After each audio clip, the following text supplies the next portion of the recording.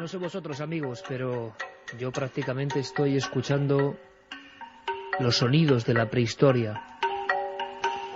Unos sonidos remotos como esta especie y la percusión de las estalactitas. Lo que escuchabais era el descenso a una cueva que jamás ha sido filmada, la cueva de la Garma, en pleno corazón de Cantabria. Arneses, cuerdas y la radio. Mi idea, invitaros a todos a una aventura, a conocer, a sentir la prehistoria, nuestra prehistoria, sus misterios, los brujos, los seres híbridos, los chamanes, las sombras. Una pequeña confesión. Llevamos una semana buceando en las entrañas de la Tierra, buscando respuestas. No es fácil contar en la radio imágenes, pero la radio es mágica. Os invito a tomar el arnés, a engancharos de la cuerda y a vivir la aventura con nosotros.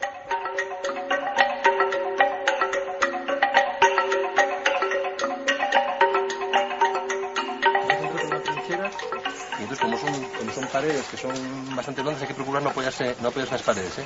Hay que intentar ir andando sin hacer mucho porque se pueden desprender los bloques y es un desastre.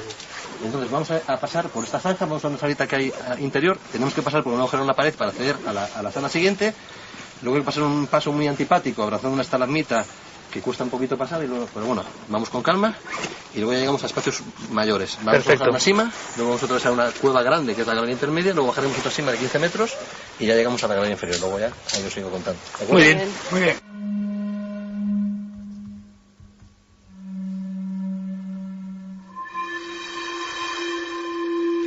La misión,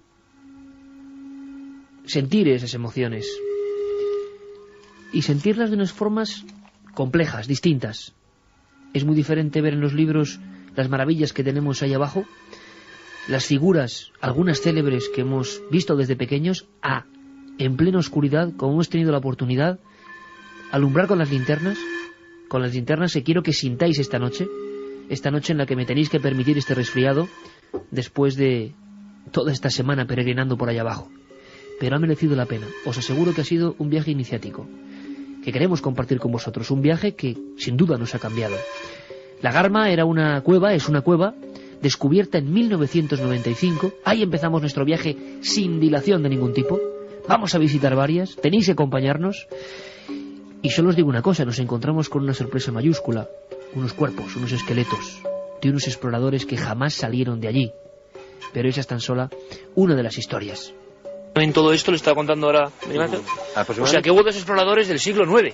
Sí, del siglo IX hubo dos momentos de entrada aproximadamente. La posibilidad es bien que entrasen a explorar la cueva y no consiguieran salir, quizás la instalación de los cordajes que montaron pues se cayeron o fallaron de alguna manera, y otra posibilidad es que en esa época hubo muchos movimientos de guerras de banderías entre señores, y ahí se conocen algunos casos, digamos, de castigo, como castigo, encerrarnos a morir, dejarnos a morir en una cueva. Pues claro, otra posibilidad es que fuera un contexto funerario, o sea, que fuera un depósito sepulcral. A ver, la inversión de esfuerzo para entrar, ustedes lo verán después cuando entremos, lo que cuesta entrar una persona por su propio pie, pues imagínense cargando con unos cadáveres hasta esa zona. Y luego es un ritual que en el siglo IX, una época en la que la región estaba plenamente cristianizada, proliferaban las necrópolis medievales por toda la región, ¿qué sentido tiene que se enterrasen aquí? Nosotros pensamos también la posibilidad de que fuera algún tipo de ritual pagano, porque la romanización de Cantabria, bueno, pues siempre se ha dicho, según la historiografía, que fue muy tardía. Ahora sabemos que no es tan tardía como se pretendía, pero hasta hace poco el padre Echegaray defendía que a lo mejor hasta el siglo IV, V, incluso VI, con la entrada de los visigodos, la región no se cristianizó del todo. Bien, pensamos, puede ser un ritual pagano. El problema es que uno de los cadáveres tenía un broche de cinturón. Al principio no vimos bien lo que era porque estaba bastante deteriorado, pero lo hemos llevado al Museo de Prehistoria, ahí los restauradores lo han limpiado y es un broche de cinturón de tipología visigótica precisamente, con una cruz perfectamente normalizada, por lo tanto el que la portaba era una persona de religión católica, ¿no? Entonces son 5 individuos juveniles masculinos, hay un subadulto de unos 20 años, los restos son todos adolescentes. Por lo tanto, la idea de una posible exploración de la cueva es más probable que si fueran personas de edad senil, ¿no? Por supuesto. Entonces, nos debatimos un poco pero no tenemos claro, ¿eh? No tenemos curiosísimo. Claro la explicación. Genial. Sabemos que están ahí, pero sabemos que están ahí. Era Roberto Ontañón, director arqueológico de la Comunidad de Cantabria. Tenemos que agradecerles a él, a Marcos, a un montón de amigos que vamos a ir presentando en este viaje de sonidos, cómo nos han tratado y cómo se han portado. Y en especial a un compañero ilustre que iba con el arnés, que iba con las cuerdas, que descendía con nosotros, ni más ni menos que Miguel Ángel Revilla, presidente de Cantabria, de la Comunidad de Cantabria, y que demostró que sus años de espeleología, desde luego, le habían servido. Bajaba con nosotros, tenía un gran interés en ver, por ejemplo, esos cuerpos. Y esos cuerpos nos hablaban de 5 hombres. Fijaos en la historia, por favor, y decidme, amigos de Milenio 3, si no es para que un Dan Brown, un novelista, coja y haga un gran bestseller. En una cueva de Cantabria, descubierta hace nada, hubo en el siglo IX, entre el siglo VIII finales y el siglo IX, 5 hombres. Se metieron con leña, se metieron para hacer unas hogueras. ¿Qué buscaban? ¿Qué buscaba aquella gente remota, buceando en los espacios pintados de otra gente mucho más remota? ¿Qué perseguían? Uno de ellos tenía un cinturón con la cruz visigótica, lo único prácticamente que queda de él. Os doy más datos y me gustaría que esta noche abrimos líneas porque estamos muy intrigados, porque Bueno, tenemos barro en las botas todavía. Acabamos de llegar y queremos vuestra opinión de qué pudo pasar. Es que tenemos el mapa de una especie de crimen o de ritual y desde luego no sabemos qué pudo ocurrir. Os cuento. Estos 5 hombres en cierto momento fenecen. Están sus esqueletos. Algunos en posición de prácticamente oración o posición fetal. Otro tiene estalactitas alrededor. Es como una película de detectives a muchos metros bajo tierra. No pudieron salir, fueron encerrados allí, buscaban un tesoro. Pero os cuento una cosa más. Cuando nos acercamos a los cuerpos, Marco, Roberto, la gente que tan gran labor ha hecho durante años en estas cuevas que se han nombrado Patrimonio de la Humanidad, nos cuentan, caramba, que hay algo mucho más extraño, algo que incluso nos califican de vampirismo en la antigüedad o de malditismo. Los 5 cuerpos, y algunos están en auténticos abismos, en auténticas simas, en un lugar sin luz, en perenne oscuridad desde hace 15.000 años. Esos cuerpos de los exploradores tienen una marca. La marca de la violencia. Alguien, uno de ellos quizás, pero ¿cómo es posible? Todos tienen el cráneo no aplastado, sino convertido en polvo. A su lado las piedras con restos de esos fragmentos del cráneo donde sus cabezas fueron molidas pacientemente. ¿Por quién? Si nadie había vuelto a entrar. ¿Con qué se encontraron esos 5 exploradores medievales de la Garma? ¿Por qué tenemos 5 esqueletos perfectos y las cabezas pulverizadas? Cada uno en un sitio de la cueva y no hay huellas de nadie más. ¿Podéis ayudarnos?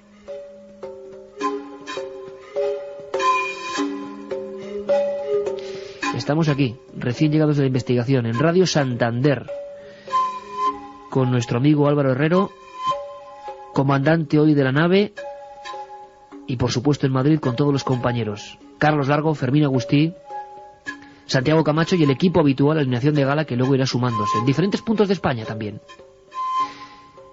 Carmen, buenas noches. Buenas madrugadas, Iker. Todavía, menos mal que tú no estabas resfriado antes del viaje, pero con voz de cueva también. La mía es la voz del chamán ya, pero creo que la gente me lo va a perdonar. ¿Qué historias nos hemos encontrado a cada paso?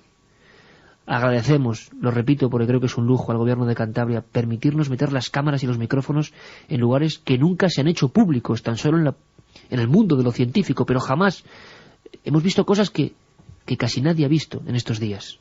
Pero esos esqueletos es una de las primeras imágenes que podemos contar en el teatro del aire que es la radio, ¿no? La verdad es que durante estos días hemos vivido muchas aventuras y en esta cueva de la Garma donde nos adentrábamos, pues era una de ellas, sobre todo por lo inaccesible del lugar. Teníamos que ir, como en los cortes escuchaban los oyentes, con esos arneses, con unas cuerdas que nos deslizaban 17 metros hacia abajo para llegar precisamente a esos cuerpos. 17 metros que se te hacían eternos, porque era adentrarse en la oscuridad. Y luego veías que eran todo rocas, que eran todo estalactitas y estalagmitas, que ibas resbalándote allá por donde caminabas, y al final, en una especie de explanada que había, era donde se encontraba sobre todo uno de los cuerpos, el que mejor se veía, completamente extendido, yacía con la boca hacia arriba, y justo lo que decía sí que era alrededor de él había estalactitas, había estalagmitas que habían sido cortadas colocadas, o puestas allí por algo. Bueno, se cree que fueron colocadas en un principio, y es una de las hipótesis, porque ese cuerpo fue tapado con una especie de tela o de sudario, y para sujetar esa tela se dice que pusieron esos trozos de estalactita para que no se quitara, para que los animales, si es que los había en esas cuevas, los pequeños roedores, pues no dieran buena cuenta de ese cuerpo. Pero 5 cuerpos. Alguien quien los machacó, no sé si quien los mató, pero quien los persiguió hasta destrozar sus huesos, su cráneo, algo nunca visto en la arqueología mundial en una cueva, no dejó huella y fue machacándolos uno a uno en estancias muy diferentes, en zonas muy diferentes de la cueva. ¿Quién era el guardián de la cueva? Es que esto, repito, lo coge Dan Brown. Ese cinturón en el Museo de Prehistoria de Santander. Eran del siglo IX, eran visigodos. ¿Qué buscaban? Miguel Ángel Revilla, que es un hombre muy intuitivo, nos dijo de repente, oye, entraron de casualidad, decían los arqueólogos, y él dice, bueno, aquí hay una hoguera. Miramos a la derecha y había restos de una hoguera del siglo IX. Parecía haber sido apagada ayer mismo. Y de pronto, él dice, caramba, si llevaban leña, sabían que venían a algo, no venían, no se perdieron, no, como había hipótesis que decían, se hundieron en una parte de la gruta, o... no, sabían muy bien que tenían que pasar muchas horas. ¿Por qué? ¿Hay algo en esa cueva de la Garma? Y la verdad es que fuimos uno a uno buscando esos cuerpos en la llamada zona o foso 5. Y era algo impresionante, de verdad. Yo nunca he visto nada parecido. Los huesos perfectamente conservados por ese vapor, vamos a llamarlo así, desde mi ignorancia, claro. Esa bruma que en algunas cuevas nos hemos encontrado y que genera fantasmagorías cuando hay luces o cuando hay sonidos como esto. Lo que estamos escuchando, repito, son estalagmitas tocadas sin ningún aderezo de estudio por experimentadores que saben que hace 15.000, 16.000, 20.000 años se practicaba música ahí abajo. ¿Por qué? Luis era uno de los compañeros más emocionados en hacer este viaje, que yo digo que nos ha marcado, sin duda, y que marcará nuestra forma de pensar. Él nos decía que era un viaje iniciático. Hay que pasar por lugares donde casi no cabes, donde tienes que meter primero una pierna y meterte en una especie de ataúd que pasa a otro lado, y esto significaba algo. Y al final una pintura, una cara, un monstruo humanizado quizá, un ser híbrido, para algunos el tercer estado del chamanismo. La mente en la caverna, amigo Luis Álvarez, buenas noches. Buenas noches, ¿qué tal? Yo impresionadísimo, ¿no? Digamos, estoy enamorado de las cuevas. Yo también. Desde que iniciáramos, pues recuerdo a final de la segunda temporada aquel documental en el que hicimos, aquel reportaje documental, que hicimos un repaso por todas las asturianas. Y yo, Iker, te insistía mucho con esta historia, porque yo sabía que era apasionante, porque estas pinturas, cuando ingresas en una cueva y entras a profundidades no recomendables, ¿no? Digamos que irradian algo que yo estoy convencido que incluso te lo llevas. Por eso cuando entras ahí, entras, digamos, con la confianza de que vas acompañado por gente que sabe entrar y sabe salir, pero también con la certeza, Iker, de que te llevas algo a tu casa que muy probablemente nadie se lleva, porque hemos estado en lugares donde no se puede entrar. Hay sitios, bueno, digamos, por ejemplo, las cuevas del complejo Monte Castillo, es una de las más importantes. Monte Sagrado, que ahora vamos a visitar. Pues hay muchas zonas con pinturas que se visitan, pero sin embargo hay otras zonas que no se pueden ver. Y nosotros hemos tenido el privilegio de descorrer la cinta, de atravesar grutas y galerías y agachados, pues ponernos frente a estos paneles, tumbarnos sobre la piedra y a menos de 1 metro de distancia contemplar figuras geométricas, manos adheridas a la pared en negativo y un montón de cosas, ¿no?, que, bueno, pues te reconoces en ellas y al final acabas diciendo la frase de siempre, no somos unos privilegiados por vivir la historia de la humanidad en primera persona. ¿Huesos aquí? Sí, pues abajo está petado. ¿Has visto? Hay un montón. Mira. Pues justamente hay una zona que hemos entrado ahora dentro de la cueva que está, pero repleta de huesos. Es como decían en Belmez, esto está preñado de huesos. Pues igual. Estamos viendo, yo creo que son de animales. Antes hemos visto un fémur humano, pero estos me imagino que serán de animales. Y además ha habido un proceso como de entrada iniciática, ¿no? Sí. ¿Por qué? Pues porque hemos accedido por un sitio muy angosto, por una especie de apertura dentro de la piedra, en la que al parecer pues entrabas ya a otro mundo, como a una estancia donde al parecer se hacían ya los rituales de tipo chamánico aquí. Estábamos comentando que es impresionante. Directores de arqueología como Roberto Ontañón, director de todo el complejo de las cuevas, que es que 9 han sido proclamadas, ya lo era Altamira, claro, Patrimonio de la Humanidad, y esto hay que darlo a conocer, por favor, porque es el misterio en estado puro. Marcos García, me comentabas ahora, Luis, escuchando esta sorpresa de Carmen al ver lechos y lechos de huesos humanos, de huesos de animales, de patas de bisonte. Es que no nos lo creíamos, porque lo impresionante, Carmen, era entrar en una cueva donde no había entrado prácticamente nadie más que algunos investigadores, para poner las cámaras, repito, y en zonas donde casi nadie había entrado, y entonces, claro, todo estaba no tocado. La sensación, decía, dejadme por favor que lea, tenía aquí un apunte, el gran, luego vais a escuchar, queridos amigos, si seguís con nosotros, a uno de los más grandes prehistoriadores de la historia. Encima hemos tenido la suerte de coincidir con él, ¿no?, con Jean Clods, pero su compañero David Lewis Williams, uno de los hombres que cambió la concepción de la historia de la humanidad con un estudio impresionante que causó un gran revuelo, del que vamos a hablar, que se llamaba Los chamanes de la prehistoria. Y os vamos a contar los 3 estadios. Para ellos las pinturas representan no algo tan sencillo como la caza, sino 3 estadios del trance. Y creo que a los que nos gusta el misterio nos interesa. Bueno, pues Lewis Williams, en su obra maestra, La mente en la caverna, decía algo que ahora comprendemos mucho mejor. Yo cuando en mi cuaderno negro tomaba estos apuntes, llegando hacia Santander, dispuesto a esta investigación, no sabía lo que significaba esto. Dice lo siguiente, Lewis Williams: a mi modo de ver, no existe enigma arqueológico mayor que el del arte subterráneo de la Europa occidental del Paleolítico superior.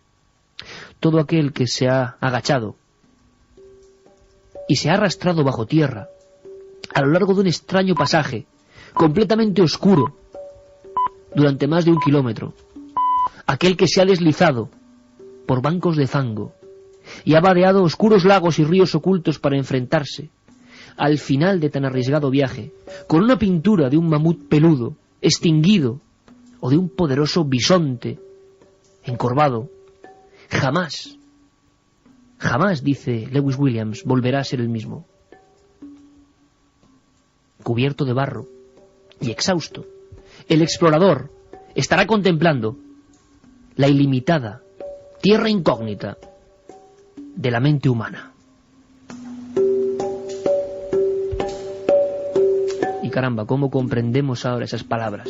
Porque esa mente, que era muy parecida a la nuestra, dejó en las pinturas, dejó en sus representaciones un código que es el gran código por resolver, y que tenemos que conocer porque uno de los lugares privilegiados del mundo está aquí, en nuestro país. Por cierto, Carmen, que yo me emociono, vías de contacto, porque igual nos ayudan a resolver la historia detectivesca de los 5 exploradores, con el cráneo pulverizado de la Garma. Por cierto que esta noche va a ser muy intensa. Vamos a viajar después a Asturias a conocer historias de hombres lobo, de tradiciones sobre la creencia en estos hombres lobo, los niños, cómo eran educados hasta hace muy poco tiempo, en el miedo al lobisome, pero también Santiago Camacho nos trae una joya, y una joya en plena polémica, hay que decirlo. Sabéis todo lo que está pasando con, puedo decirlo, quiero no meter la pata, pero amiga del programa, que es la reina Sofía, que sabemos que le gustan mucho estos temas y que le encanta la arqueología, pero bueno, ha sido polémica y no vamos a entrar ahí, por supuesto, pero sí que ha hablado de algunas cosas que nos interesan, por ejemplo, el famoso Club Bilderberg.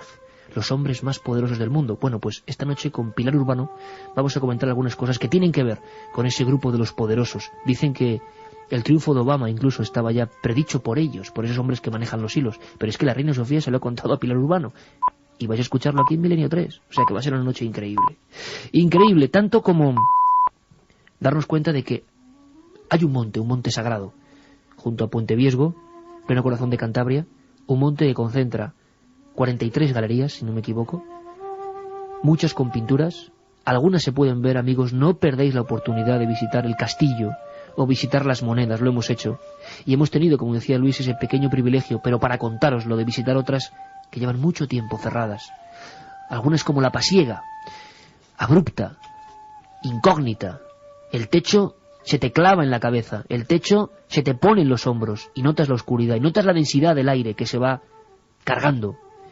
Y vas con tu linterna y poco a poco te dicen, apaga la linterna, y todo se vuelve una oscuridad en la que no ves ni tu propia mano. Me ha pasado estos días en una cueva cuyo nombre no voy a mencionar.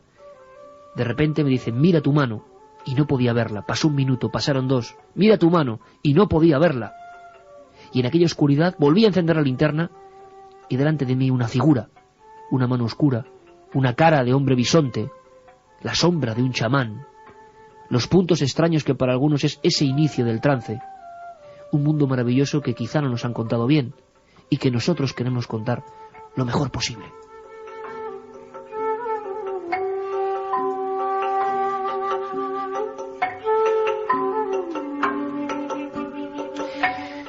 Porque al hombre le sorprende la fuerza del mundo prehistórico. Otro día, pero otro día hablaremos de Altamira. Otro día, porque es otro expediente. Es la Capilla Sistina, es lo más impresionante, junto con Chauvet y Lascaux, 2 cuevas de Francia, del arte mundial. Es el primer arte. Y un día os contaremos con detalle cómo un hombre valiente, increíble, adelantado a su tiempo, Sautuola, Marcelino Sainz de Sautuola, cuando no sabíamos ni lo que era la prehistoria, descubrió esos bisontes del techo. Esos bisontes con cara humana, que te miran desde la oscuridad. Ese lugar que sobrecoge como muy pocos en el mundo. Y ese hombre peleó, y ese hombre no fue creído, y ese hombre murió absolutamente apenado. Y los científicos de la época, los más importantes, le llamaron estafador, embustero, porque no comprendían que el hombre antiguo, el llamado hombre salvaje del que nada se sabía hace 140 años, cuando se descubre Altamira por accidente, dijeron que era imposible, y se enfrentaron, se enzarzaron, pero ahí estaban esos bisontes, y muchas más cosas. 14.000 años de oscuridad, y ahí seguían esperando con un mensaje, que ahora sí podemos leer. Los mismos científicos que machacaron, insultaron, llamaron farsantes a Sautuola, los mismos exactamente, luego dijeron que era la mayor maravilla, el primer arte. Y la gran pregunta es, ¿cuándo el hombre salvaje, entre comillas, de pronto le ocurre algo quizá en las brumas de la cueva y empieza primero, pensad en el proceso, amigos, a plasmar la realidad en una pared, a coger arcilla con los dedos y a plasmar una imagen que no es él y a tomar conciencia de ella en una pared?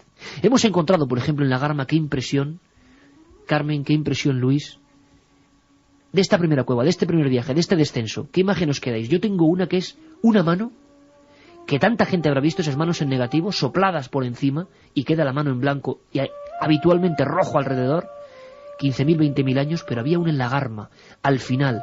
Estábamos ahí con el presidente Revilla mirándola, y tenía una uña que parecía la mano del diablo, y ahí estaba. A mí es la que más me ha impresionado de este lugar concreto. Hombre, a mí lo que me ha impresionado del lugar es que justo detrás de esas manos había un vacío en el que la oscuridad no te dejaba ver absolutamente nada, tan solo escuchabas el rumor del río que pasaba justamente al lado, y si continuabas sin ninguna luz era el vacío, te caías. Y otra de las imágenes que me ha impactado bastante era cuando, después de descender, de haber estado realizando las imágenes junto a los cuerpos, a los esqueletos, subíamos por esa inmensa escalera, agarrados de un arnés por el peligro que conlleva estar 17 metros y medio, si no recuerdo mal, en las entrañas de la mismísima tierra, y el mirar hacia abajo y no ver absolutamente nada, estar suspendida en el vacío, tan solo atada por un arnés, y abajo ni las piedras se veían. Son dos imágenes que esa oscuridad se te queda en la retina porque muy pocas veces se puede ver. Siempre vemos una rendija de algo, una luz que sale a tu paso, pero cuando estás ahí arriba no ves absolutamente nada. Y entonces las piedras te pesan encima.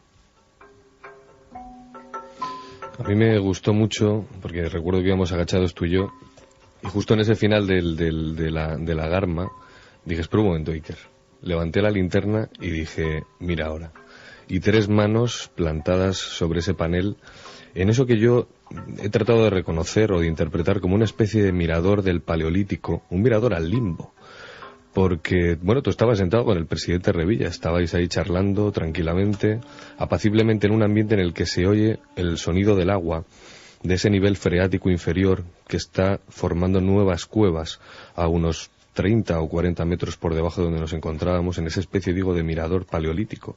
Y yo me imaginaba una familia, a una pareja, y además os voy a decir por qué, frente a esas pinturas con ese sonido del agua, mirando a la oscuridad con una luz de tuétano cimbreante, dibujando formas y figuras extrañas en la pared, pero seguramente en un ambiente muy, muy acogedor, con el techo a una altura más o menos de 1 metro, 1,5 metros. Y digo una pareja porque una de las pinturas son 3 manos negativas. Y bueno, antes lo has dicho muy bien, es una técnica de soplado. Lo que es el contorno de la mano está en rojo, en un polvillo rojo, y el resto, lo que es toda la mano, digamos que está en blanco, es la propia roca caliza. Una de esas manos tiene una pulsera. Es una cosa que han descubierto, con lo cual era una mujer. Y la otra parecía masculina, pero no dejaba de ser una mano grácil, como de un joven que no tenía, digamos, una muñeca muy, muy trabajada. Esto es muy interesante, porque yo no dejaba de imaginarme esa pareja trasladándome en el tiempo. Pues digamos, no sé, allí tranquilamente charlando, escuchando ese ruido del agua, como esa especie de mirador al más allá, ¿no? Pero hay una figura que casi era mucho más impresionante, y que si no te la enseñan pasa desapercibida porque no te das cuenta. Y es una especie de bisonte, medio cuerpo de bisonte, que sale de la roca en una especie de verruga que hay en un alto, sobre todo después de descender esos 17 metros de cañón. Y tú ves una especie, como digo, de bisonte que el hombre prehistórico aprovecha con esos relieves para dibujar encima con una perfección inaudita, ¿no? Y yo le preguntaba tanto a Marcos, ¿no?, como bueno, a los compañeros que estaban por allí, que nos trasladaban en el interior de la cueva, ¿por qué lo habían pintado a medias, no? Y ellos decían, claro, es que una de las cosas que no sabemos, pero interpretamos que podría ser, es que lo más probable es que ellos vieran a los animales danzar aquí dentro. Y lo más probable es que alguien viera en esa verruga que sale de la roca a un bisonte asomándose desde ese velo, desde esa membrana que es la pared húmeda y que está marcando un paso entre el más allá y este mundo que para nosotros hoy día sería el mundo real. Y cuando Luis cuenta esto, dejadme que del cuaderno de campo saque otra historia que hemos recogido en estos días trepidantes. Chema, porque le conocen así tiene que ser. Chema es el gran especialista, el que ha mantenido y el que con su esfuerzo ha logrado también que estas cuevas de Cantabria sean patrimonio de la humanidad. Bueno, pues un hombre de esos impresionantes, ¿no?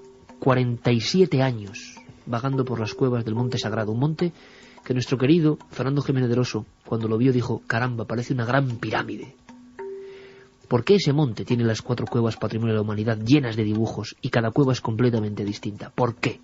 Bueno, pues Chema me contaba una historia y yo le volví a decir, caramba, querido amigo, esto es para otra novela. Os cuento la historia en 1 minuto. Chema un día estaba, como tantas veces, solo, por la cueva del Castillo. Una cueva que vio a los más grandes de la prehistoria, el padre Brel, Obermayer, Cartilac, vagar por sus pasillos buscando las nuevas Altamiras. Altamira había sido admitida, el hombre antiguo era el hombre prehistórico, pintaba y hacía arte. Imaginaos lo que significa eso, el salto, todo por un perro que entra en unas rocas, se pierde, y luego una niña, la hija de Sautuola, que ve esos bueyes. Dijo, papá, bueyes, ahí estaba ese techo. Bueno, pues después de eso, buscan en Puente Viesgo, en ese monte, y lo encuentran. Hay más muestras de este arte extrañísimo, un arte que es sobrenatural, sin lugar a dudas.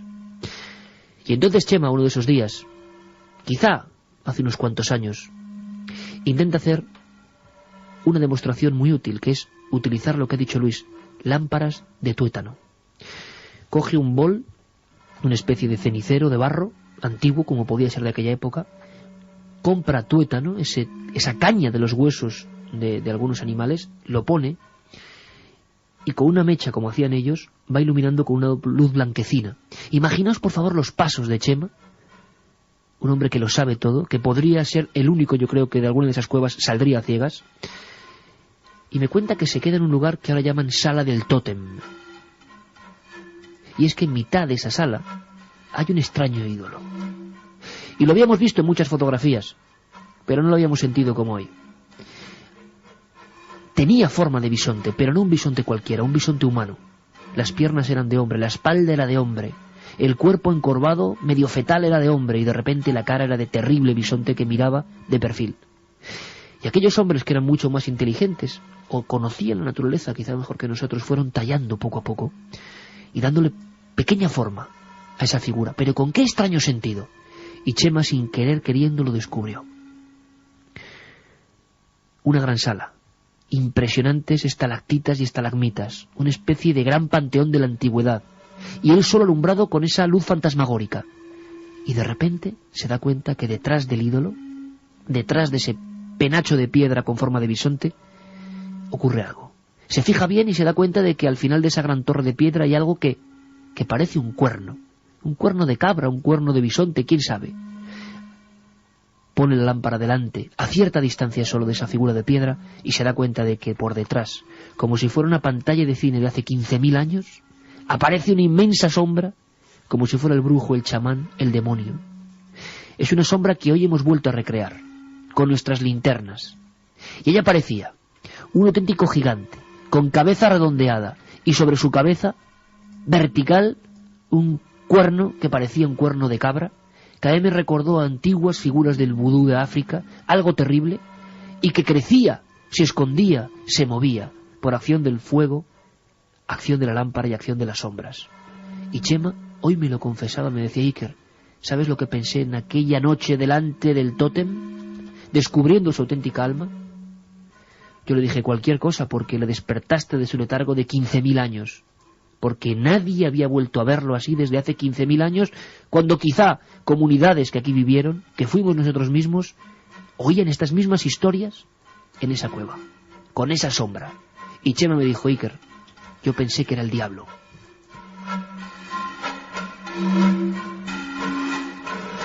Parece mentira, Carmen, pero no todos los descubrimientos son antiguos. La Garma, si no me equivoco, se descubre en el año 95. En 1995 Increíble. Es cuando se descubre, además porque estaban haciendo excavaciones un equipo de la Universidad de Cantabria, entre ellos estaba Roberto Ontañón, al que has hecho antes referencia, y es cuando empiezan a descubrirlas y cuando empiezan a investigar sobre ellas y a bajar, y cuando se encuentran los cuerpos y cuando se encuentran incluso una máscara como las que hay en Altamira, como las que hay al fondo en la Cola de Caballo. Una máscara que se dibuja tan solo con un ojo y con una especie de línea, siguiendo el trazado de una de las piedras que sobresalen. También nos la enseñaron en la Garma y también es muy impactante. Pero fíjate, Iker, hay otra cosa que a mí me ha llamado mucho la atención y ha sido hoy mismo en La Pasiega. En esa cueva que tiene 5 galerías, está ya justo donde el monte sagrado.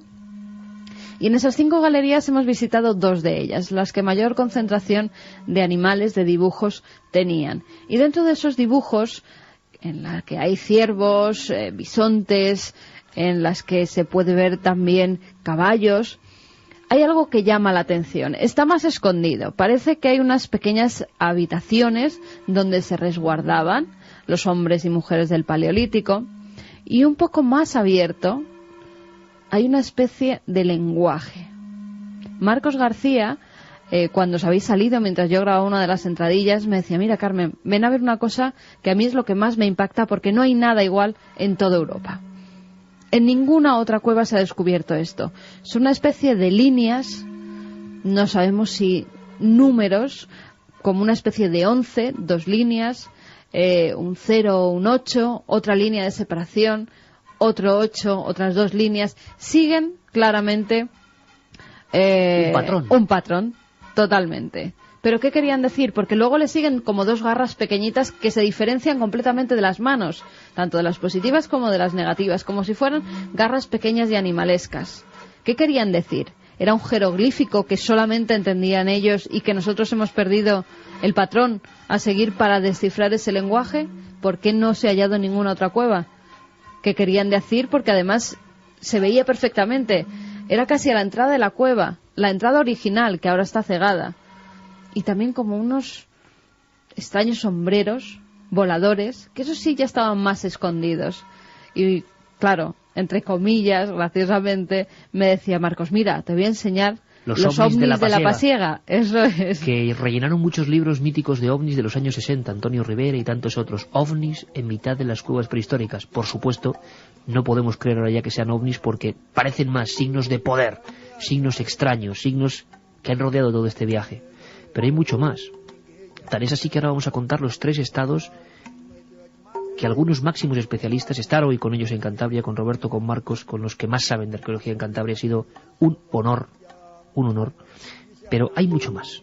Y es que también coincidimos, pues simplemente con el jefe de patrimonio de Francia, durante muchos años jefe de patrimonio prehistórico, quizá el arqueólogo más célebre de los trabajos, Jean Clods, autor, decimos, de los chamanes de la prehistoria. Y en un minuto Luis os va a contar a todos, amigos, que estéis venga a escribir en el 7640 posibilidades de lo de la Garma y tantas experiencias, a ver si estáis, os recordáis emociones viejas con nosotros, ¿no? Pues hay 3 estados. ¿Cuáles son los 3 estados del trance? ¿Qué pasa? ¿Por qué esa pintura representa el trance? Ahora os lo va a contar Luis. Pero antes, momentos de emoción, momentos como esta entrada en otra de esas cuevas que hemos recorrido. Han sido muchas. Y en cada una de ellas un mundo nuevo, de mensajes extraños, que sin duda para nosotros y para muchos tienen que ver con esa creencia irracional o racional del hombre en un más allá. Así entrábamos en la Cueva de las Monedas. ¡Vamos! Bueno, ahora en plena noche estamos entrando, que esto es un privilegio, en las Monedas, la Cueva de las Monedas, en compañía además del gran prehistoriador, uno de los más importantes del mundo, Jean Clods. Mirad, por aquí, chicos.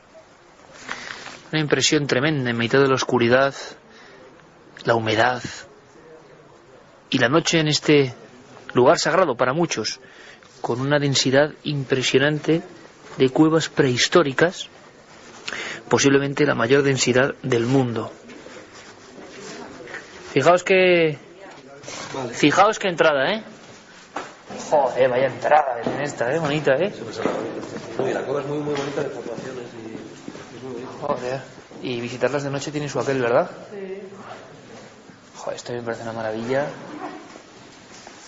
La gran sala de entrada a las Monedas, donde tantos prehistoriadores míticos estuvieron aquí haciendo sus cálculos en la época naciente de la prehistoria. Y aquí estamos nosotros ahora, en mitad de la noche, una gran impresión esta entrada, ¿verdad? Con el agua acumulada y en plena noche aquí en las Monedas. Pues la verdad es que sí, es una entrada espectacular porque estamos viendo todas las estalactitas, las estalagmitas que se unen en algunos puntos y es maravillosa la entrada de esta cueva. No hemos visto todavía las pinturas rupestres, pero al parecer aquí hay más e incluso figuras que representan a extraños seres. El programa que están ustedes escuchando es la repetición de uno ya emitido. Toda esta banda sonora, El canto de las piedras, experimentos efectuados para recrear estados alterados de conciencia que se podían producir ahí. Luis, brevemente, porque quiero que todo el mundo, vamos a seguir en la segunda hora con algunos minutos de esta investigación que creo que merece muchísimo la pena. Ojalá en alguna gente despertemos amor por la prehistoria, ¿no? Y por esto, este arte, que es el primer arte, y mucho más que arte, porque es pura magia. 3 estados del trance que plantea este estudioso Jean Clods, 3 estados de visiones que se reflejan en las paredes. ¿Cuáles son? Bueno, es que habría que explicar, Iker, que la ciencia ha dado un vuelco en este sentido en los últimos años. Es Mircea Eliade en los años 50 el que empieza a hablar de chamanismo, pero por aquel entonces las teorías de Braille eran las que tenían más fuerza y todos lo estudiamos en los cuadernos en el colegio. Estamos hablando de que cuando veíamos una pintura rupestre nos decían que era magia simpática. Yo pinto en la pared para que cuando salga fuera me encuentre el bisonte que pinté. Digamos que si yo pinto, aprendo con H intercalada la presa que está fuera. Después la teoría del Ewagugan, o Leroy Gurhan, hablaba más bien de lugares de iniciación y aportaba, digamos, una dimensión aún mayor a toda esta teoría. Y es cierta, las dos son ciertas probablemente, y la tercera, la más revolucionaria, que es bastante reciente, parte de Jean-Claude, que como decías ha sido una absoluta casualidad encontrarlo en Puente Viesgo, en el mismo hotel además. ¿Tú crees en la casualidad? No creo absolutamente para nada, porque además veníamos precisamente guiados por ese libro y justo nos lo encontramos allí, ¿no? Y es que es tremendo venir a hacer un reportaje sobre los chamanos de la prehistoria y encontrarnos en el mismo lugar con Jean-Claude, pero esto como es difícil de creer, bueno, sigue porque es difícil de creer. Es un libro que efectuó además con un compañero, David Lewis Williams, que hace unos 15 años, una cosa, y se conocían en congresos y veían que tenían ciertas afinidades a la hora de interpretar ese encorsetado mundo de los arqueólogos que en ocasiones, lanzándose los trastos a la cabeza, hacen que la ciencia no avance.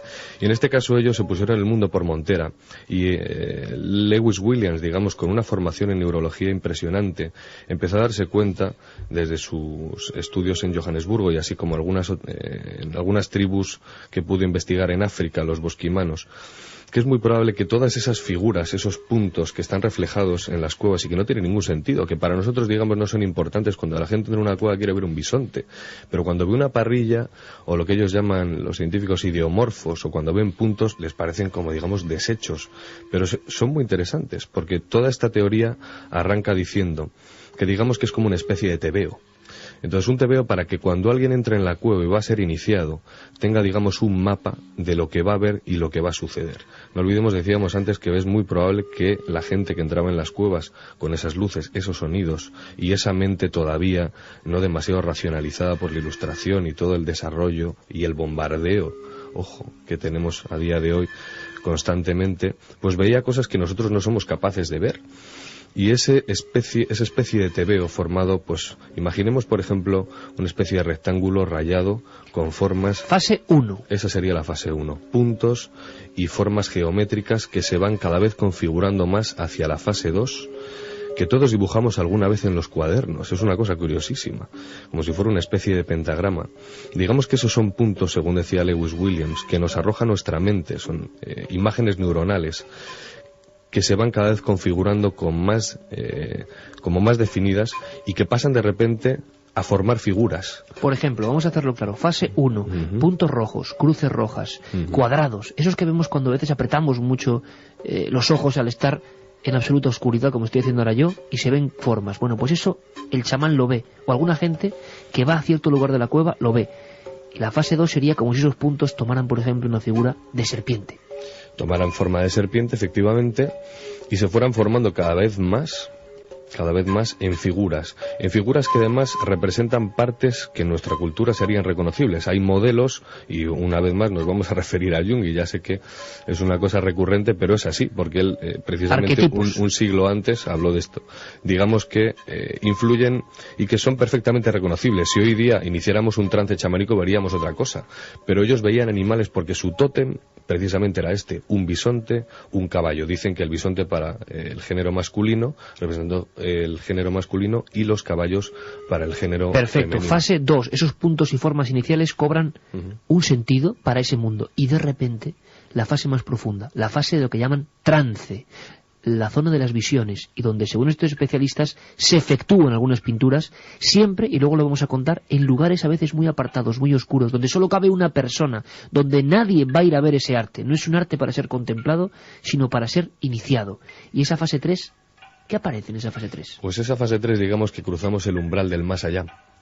Y ese velo que es la pared, parece que de repente vibra, se transforma, la atraviesas, los animales pasan en tu espacio, tú pasas a su espacio, y la realidad, digamos que no se distingue entre una cosa y otra. Es como si tú te transformas en animal o los animales se transforman en humanos. Y es por eso por lo que en Covaciella, por ejemplo, encontramos esas imágenes con bisontes con ojos humanos. O en Altamira, que digamos que es quizá la más representativa. Incluso se comunican, porque esto es una cosa que hablábamos con Marcos, y decía, es muy probable que ellos se comunicaran, ¿no? Es muy probable que hubiera una especie de diálogo entre ese espíritu al que tú le preguntas algo y él te responde, y que además cumple una función importantísima para la tribu, porque no olvidemos que, salvando las distancias, es muy probable que estos lugares fueran como pequeñas iglesias para ellos y entraban allí a entrar en contacto con el mundo de los espíritus. Vamos a escuchar a grandes especialistas a la vuelta, por ejemplo el director del Museo de Altamira comentando qué pasaba en esa penumbra de algunas cuevas, pero más emociones, más instantes.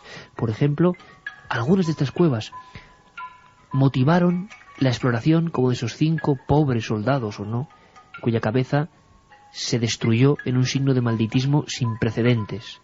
Hubo otros exploradores, algunos de ellos dieron nombre a estas cuevas, y quizá siglo XVI, siglo XV, otra gente vio esos dibujos y no pudo comprenderlos, iluminados por una simple antorcha. Quizás la historia de esta cueva de las monedas. Vamos a enseñar aquí en esto, ¿vale? Ignacio, ven.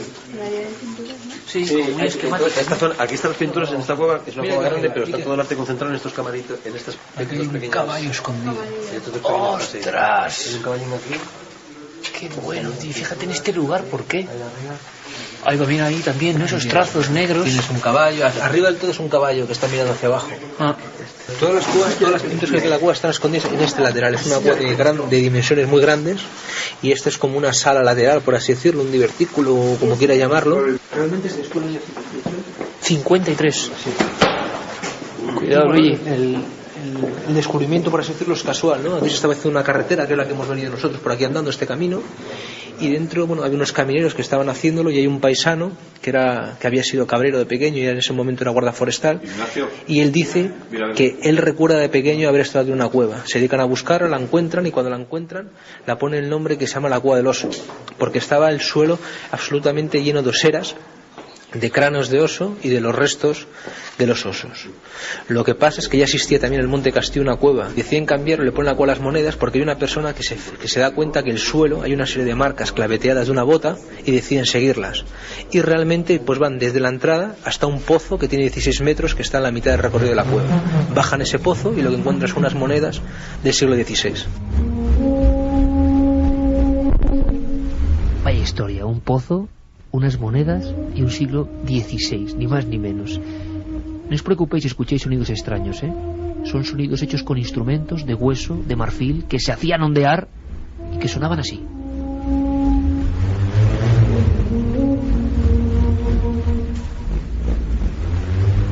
Es que esta noche viajamos a la prehistoria como nunca hemos hecho. Descendemos por la cuerda del arnés. 1653 esas monedas de nadie. 1563. Perfecto.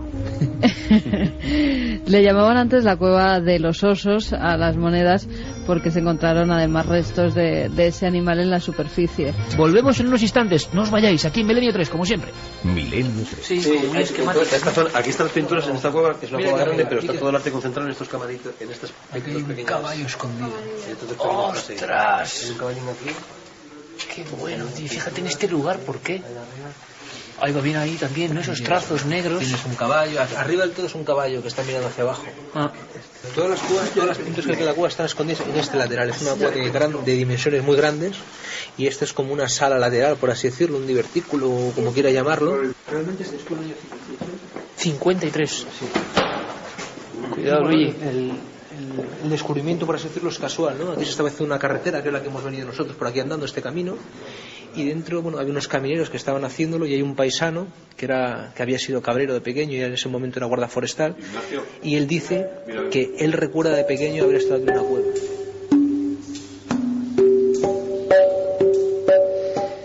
Y vamos a terminar nuestro recorrido por estas cuevas maravillosas y dejamos además para que veáis, porque es difícil imaginar todo esto por la radio, para que veáis nuestro viaje a algunas de estas cuevas, acompañados además del presidente de la Comunidad de Cantabria, Miguel Ángel Revilla, y tantos buenos amigos, con escenas que es difícil poder olvidar. Eso sí, una pequeña guinda. Como decía Luis, y aquí va el documento para que todo el mundo lo crea, el hombre que ideó esas 3 fases del chamanismo, que fijaos el campo que se abre, ¿eh?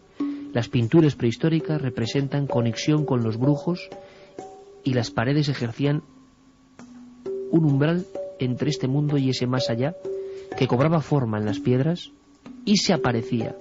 He escuchado a muchos grandes científicos y arqueólogos estos días hablar de que la piedra respondía, de que la piedra mostraba algo que ellos veían perfectamente y que era real, que estaba ahí, que se comunicaba de alguna forma con ellos y por eso pintaban en ciertos lugares.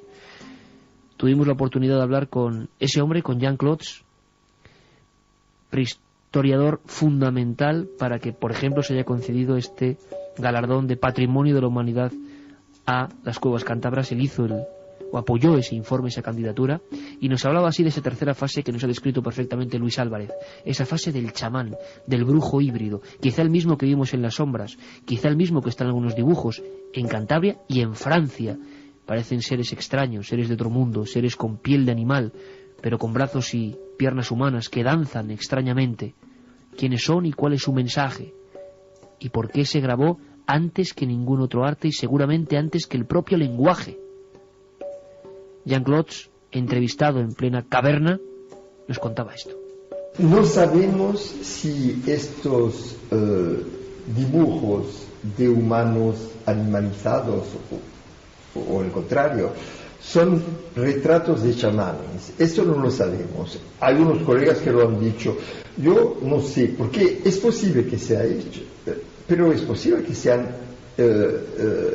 seres sobrenaturales, que los chamanes han visto dentro del trance o que pertenecen a sus mitos. Nosotros lo tenemos también, en el cristianismo.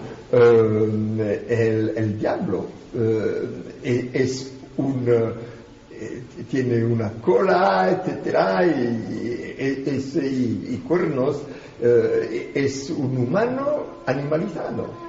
Carmen, que hizo un trabajo de verdad increíble llamado, bueno, no solo el libro, sino incluso especialización sobre el demonio en el arte. No solo los demonios de la iglesia, sino incluso especialización del demonio en el arte. Tú, la iglesia de los demonios, tú estás dibujando ahí, justo ahora cuando escuchabas a Clots, a este gran experto que cambió el mundo, ¿no?, de las percepciones, de esas pinturas que hicieron nuestros antepasados, estabas dibujando una figura que me gustaría que contases por qué, porque creo que es una visión que difícilmente se nos va a marchar. Tú, en ese libro, en la iglesia de los demonios, fuiste recopilando arte que hablaba del maligno. Ayer en Santillana del Mar estábamos fotografiando un capitel donde había un exorcismo. El demonio presente, el demonio peleando con la virtud y con los santos, el demonio de diferentes características. Y decimos, bueno, se ha idealizado, nadie lo puede creer. Y es curioso que has dibujado eso, porque eso de alguna forma también se aparecía en las cuevas. Sí, lo hemos podido comprobar además esta misma mañana cuando accedíamos a la cueva del castillo. Allí había pues una especie de piedra, parecía una estalagmita, sobresalía del suelo. En ella había como un bisonte que estaba en vertical. El que vio Chema, el que hemos contado que vio Chema con las lampariles, ¿no? Eso es. Y tú viste la sombra, no era ninguna invención. Pero claro, cuando se le aplica una luz es cuando realiza esa sombra. Una sombra en la que se puede ver a un ser negro, gigantesco, con un solo cuerno en medio de la cabeza, y que si además mueves esa luz parece que está danzando macabramente. ¿Y quién te recordó? ¿Te recordó alguna representación del demonio posterior, curiosamente? Sí, me recordó una representación de una gárgola que hay en París, una de las más clásicas. No recuerdo ahora el edificio en el que es, pero vamos, demonio en París, ya me acordaré de dónde era, en la que se le ve un poco agazapado y también tiene ese mismo perfil. Las imágenes que hay de esa gárgola suelen ser siempre en la oscuridad, porque lo que interesa es como el fondo y solamente la silueta de este diablo, de este demonio. Me ha recordado mucho a ella y también me recordó mucho a una que vimos hace ya bastantes años, más de 10 años, en Las Pulgas, en París, a uno de esos anticuarios que tenían arte extraño, arte vudú, algunos muñecos llenos de clavos, tenía también todo tipo de rituales mágicos que se hacían, y tenía una figura como un poco así escondida, a lo que no se daba mucha importancia, que era un niño también con un cuerno en medio de la cabeza. Me ha recordado esas dos figuras y realmente me imagino a Chema cuando se quedó solo después de hacer una fotografía en la que ya habían visto esa sombra que le salió al paso y no sabían por qué, y es cuando empezaron a experimentar con esas luces y sombras y es cuando se encontraron con ese demonio del castillo. Ha habido muchas sensaciones y algunas nos las guardamos para matizarlas, para comprobarlas, para revisarlas, porque estamos en pleno viaje y queríamos mostraros un abanico de sensaciones simplemente y de aprendizajes de estos días. Esas fases del chamanismo, esos dibujos que hemos visto, la seguridad de que hay muchas cuevas por descubrir todavía. El ejemplo es en 1994, una de las más impresionantes del mundo, se descubre en Chauvet, y eso es como un documental de la antigüedad, con panteras, con leones, con rinocerontes, en la caza, con perspectivas nunca vistas. Había algunas frases, ¿no?, para terminar este recorrido. Picasso, cuando se puso debajo del Vicente de Altamira, dijo aquello de: nadie es capaz de pintar de esta forma. Y algunos pintores modernos, algunos de los más importantes del siglo XX, nos contaba el director del Museo de Altamira. Uno de ellos, por ejemplo, dijo una frase que a mí me conmueve, absolutamente sobrecogido por las figuras, también de caras humanoides, también de grandes ojos extraños que se forman con la piedra y que te miran y que parece que salen de ella. Uno de ellos dijo una frase tremenda. Eran dos de los grandes pintores y estructuralistas de este país. Se miraron y uno le dijo al otro: mira, aquí está todo. Y es que hay formas de las que hablaremos, seres cuya complejidad, cuya modernidad, cuya perspectiva, cuya profundidad, cuya alma tardó el arte muchísimo tiempo en recuperar, y están hechos hace 15.000 años. Hemos perdido la perspectiva del tiempo. Hablamos, como mucho podemos comprender, un par de generaciones arriba y abajo. 15.000, 20.000 años. Y esa gente dejó un mensaje que todavía sigue ahí. Algunos mensajes, estamos seguros, siguen ahora mismo, a las 2:15. Seguramente, objetivamente, en muchas cavernas, esperando su momento de volver a ver la luz, de mostrarnos algo, y ahora están mirando esa oscuridad y esa penumbra de siglos. Podríamos terminar, aunque este es otro campo que ya abordaremos, con el director de ese icono, de esa maravilla de la humanidad que siempre ha sido, de ese primer arte de Altamira. Y nos ha sorprendido porque hemos visto que hasta los más reputados científicos ortodoxos abrían su corazón, su emoción, y nos contaban cosas, quizá por empatía, quizá porque veían que la cosa está cambiando y que hay muchas nuevas teorías. Es José Antonio Las Heras, director ni más ni menos del Museo de la Cueva y Neocueva de Altamira. Delante de la cueva nos decía esto que pone colofón a este pequeño gran viaje hace tanto tiempo, hace tantos miles de años. Había dos cuevas. Una era la cueva bañada por la luz del día, que entraba por una gran boca, que iluminaba, conforme el ritmo del día, un vestíbulo donde había un grupo humano de 40, 50, 60, 70 personas. Todos serían una especie de gran familia. Y luego hay otra cueva, la que empieza en esa frontera difusa que es la penumbra y la oscuridad, ¿no?, que es el lugar de los ritos y el lugar de los mitos, el lugar de lo trascendente. Bueno, lo que ocurre dentro de una cueva en la oscuridad probablemente tenga que ver con la relación del grupo con la naturaleza. Con una naturaleza que está allí, que tiene distintas maneras de manifestarse, pero que se manifiesta personalmente. Y en la oscuridad de la cueva, con la luz que lleva ese intercesor, ese sacerdote, alguien diría chamán, pero sobre todo con ese intercesor que intercede con nosotros, con esas otras realidades que no vemos, pero que están, que sabemos que existen porque las soñamos, porque cuando cerramos los ojos las vemos, porque las podemos imaginar y por lo tanto existen. Pero esa otra realidad trascendente necesitamos que alguien nos la desvele. Y ese alguien era ese intercesor, ese sacerdote de la prehistoria, o ese chamán de los pueblos cazadores y recolectores que con la luz y el carbón para dibujar, pintar, o las piedras para grabar, se relacionaba con esa otra parte de la naturaleza que también está aquí, ¿no?, que está en estas praderas, claro, incluso de ahora mismo. Y lo estamos viendo, ¿no? Estamos hablando de un lugar absolutamente...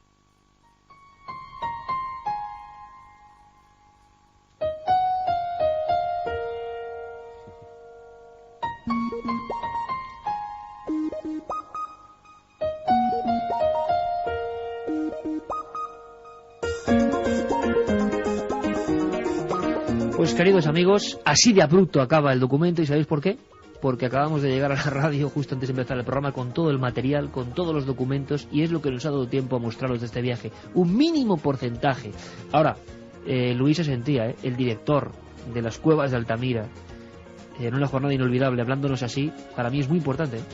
Qué tipo más grande, ¿no? Pero hay una cosa que hay que desvelar a la audiencia, Iker, Y es que tú también, y además lo digo porque te conozco desde hace muchos años y siempre te he visto dibujar un montón de cosas en el papel mientras hablas. Hay que revelarlo. Antes decías de Carmen, mira, estás dibujando precisamente parrillas.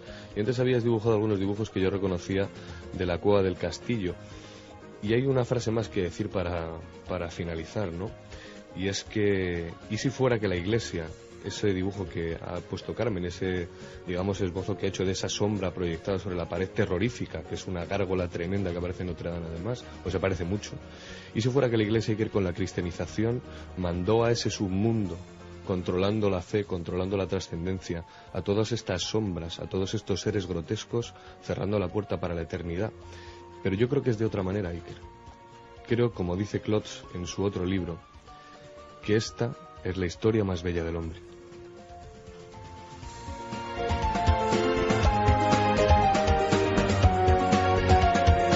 Vamos con mensajes. José Manuel desde Cáceres nos dice: aquí en la capital hay una cueva de la prehistoria, se llama la Cueva de Maltravieso y también tiene pinturas rupestres. Iker, ¿qué se siente en esa cueva? Gracias por el programa. ¿Ya no se emite los viernes? Nos pregunta Nano desde Tenerife. No, Nano. Se emite solo los sábados de 1 a 4. Pero más mañana tiempo con nos vemos vosotros. en Cuarto Milenio. Es un poco la doble ración y más tiempo. Y lo que se siente lo hemos contado. Y lo contaremos con imágenes, ya veréis. Ezequiel pregunta cómo o quién descubrió por primera vez esos cuerpos. Se refiere a los esqueletos de la primera de las cuevas. Pues el equipo de la Gobernación de Cantabria de arqueólogos, ¿no? Con Roberto Antaño a la cabeza. La Consejería de Cultura, que por cierto habría que mencionar, ¿no? Se han Consejería portado de Cultura de Cantabria, se han portado portado excelentemente, ¿no, increíble. señor Marcano? Hola milenarios, gracias por estos temas arqueológicos que los estudiantes y gente interesada en ello lo agradecemos. ¿Sabéis si ese lugar tiene algún tipo de historia que llamara la atención de esas personas que quedaron allí atrapadas? Se preguntaba Miriam. Pues es que no hay historia. Es decir, solo sabemos que se perdieron ahí y aparecieron ahí. Nadie sabía nada. Tal vez buscaban esos dibujos, tal vez buscaban algún tesoro. Os parecerá bonito, 2 veces venís a hacer el programa Cantabria y las 2 lo hacéis en un estudio sin público. Ya os vale. Saludos desde San Vicente de la Barquera, nos dice Diegus. Hombre, tenemos a nuestro buen amigo, amigos, Miguel y Bernardo Rivavelar de San Vicente de la Barquera, uno de los pueblos más bonitos de este país. Y Diegus, nada, pues un abrazo y te aseguro que estaría genial hacerlo, por ejemplo, en una cueva, al regreso. Si nos lo permiten, lo haremos en una cueva. ¿Te imaginas estas sensaciones en una cueva? Nos dicen también, no me dejáis de sorprender, sois aventureros al máximo. Felicidades, amigos míos. Me da que fueron machacados por más de un guardián de la cueva. ¿Por qué? Ni idea, nos decía Interesante, David. guardianes de la cueva que no querían que se descubriese lo que había ahí dentro. Qué bonita teoría. Tolo nos dice que hablar de la prehistoria es hablar de Menorca, las taulas, las navetas, las cuevas, etcétera. Sí, También las hemos y de visitado. tantas cosas, claro. Hola a todos, esto apunta a un ritual sagrado entre tribus, ¿no os parece? ¿O qué gente de la misma tribu al fracasar los primeros los sacrificaron? Nos decía Luis Fer desde Madrid. ¿Os Lo que pasa imagináis que es unas que no es personas una muy... tribu, Claro, es que son del Claro, siglo son del siglo IX. IX, ¿no? Y alguien me dijo, y se escribe por ahí, y si, imagínate que condena, ¿no? Cogen a 5 por algo y los tiran dentro de la cueva. También. Y cierran la entrada. O que se cayeron y no pudieron salir porque recordéis que había una caída de 17 metros, nada menos. Sí, pero entonces, ¿por qué las posiciones? Claro.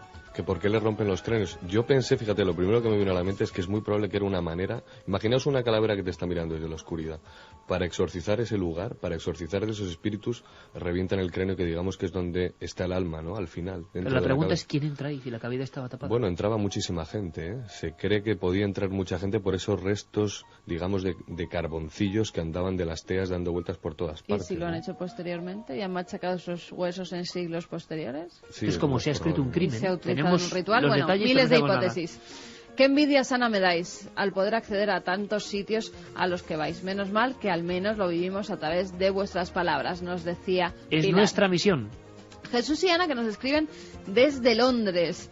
Dice que gracias por hacerles compañía en estas duras tierras y que en septiembre estuvieron de vacaciones en Malta, que sí hemos visitado las ruinas megalíticas de la isla de Malta, que ellos visitaron el hipogeo de Tarsien, que es patrimonio de la humanidad, mucho menos conocido y más impresionante que Stonehenge, por ejemplo. Pues qué interesante saberlo. Tomamos muy buena nota. Eso es, nos decía que estaba excavado en la roca, bajo tierra, y los niveles más antiguos son del año 4500 antes de Cristo. Pues muchas gracias por vuestra información. Bueno, primero saludamos a Santiago Camacho, que estaría por ahí. Santi, buenas noches. Buenas noches, Iker. Oye, Santi, has estado también en las cuevas. ¿Te has sentido dentro de las cuevas o no? Pues desde luego, con vuestra voz y esos testimonios sonoros, yo creo que somos muchos miles los que os hemos acompañado en el viaje, si queda en una mínima parte. Oye, Santi, maestro, de verdad, porque ya las últimas... Estás ya en el limbo vamos, no sé ni cómo definirlo, ¿no?, de la maestría periodística, porque yo decía, vamos a ver, ¿será posible que dentro de esta polémica haya más datos? Y por supuesto, lanzamos nuestro aprecio a la reina, por supuesto, claro que sí, que quede clarísimo, porque además sabemos que le gustan desde siempre estos temas, que estuvo interesada en Nazca, que tiene una piedra de Ica, que sabe mucho del tema ovni y de la arqueología, pero caramba, no sé, nos parece que esto es muy fuerte. Club Bilderberg, ¿no?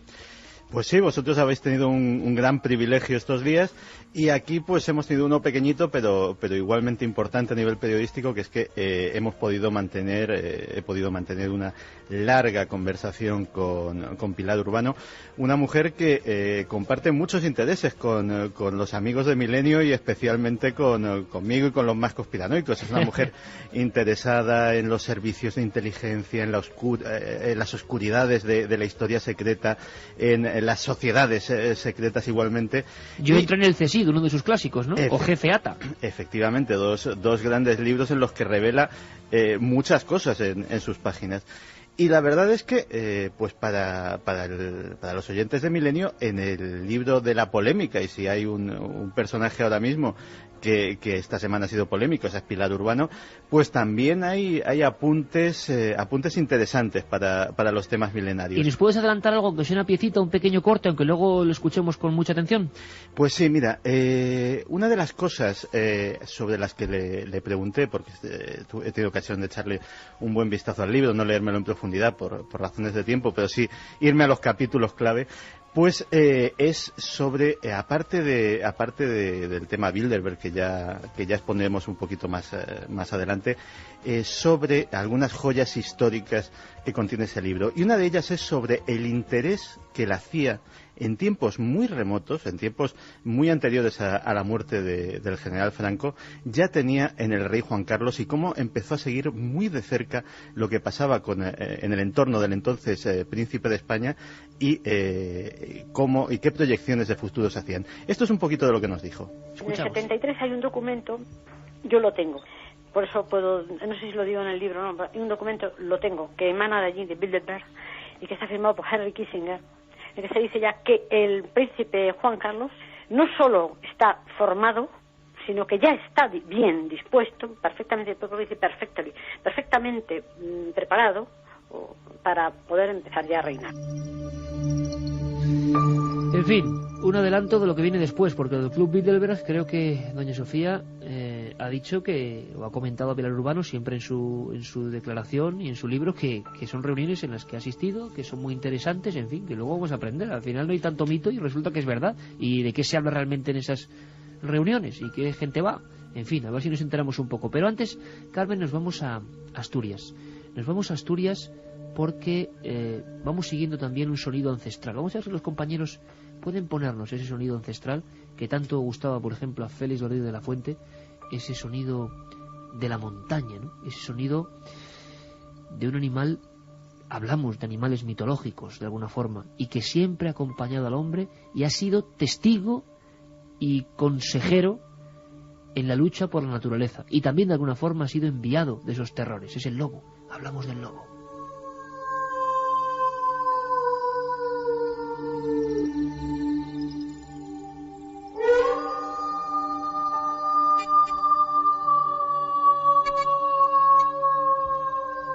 Marchamos hacia el corazón de Asturias, marchamos, si no me equivoco y no me fallan los datos, a Gijón. Juan G. Vallejo, corrígeme, compañero, buenas noches. Buenas noches, Iker, ¿cómo estás? ¿Estáis en Ser Gijón? Estamos en la cadena Ser Gijón, efectivamente. Bueno. Y imagino que también te habrá gustado viajar por la prehistoria, y tú me comentabas, Juan G., que se están haciendo investigaciones interesantísimas, queremos compartirlas con todos los oyentes de Milenio 3, sobre un mundo que parece evidentemente algo, ya descartado y desterrado, ¿no? Hombres lobo, lobisomes, hay nuevos trabajos, nuevas historias antropológicas, y me gustaría que nos contases y que presentases al invitado que tienes contigo.